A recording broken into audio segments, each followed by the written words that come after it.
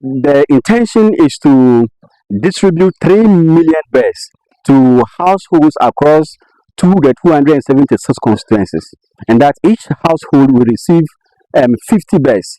Those receiving these birds would be the youth, the vulnerable in society, and then women. And this is intended to improve their livelihoods and support their income generating activities. And also, the project is intended to help reduce imports, to help reduce dependency on imports of chicken and chicken products. In actual fact, the question is, how would this be able to get achieved?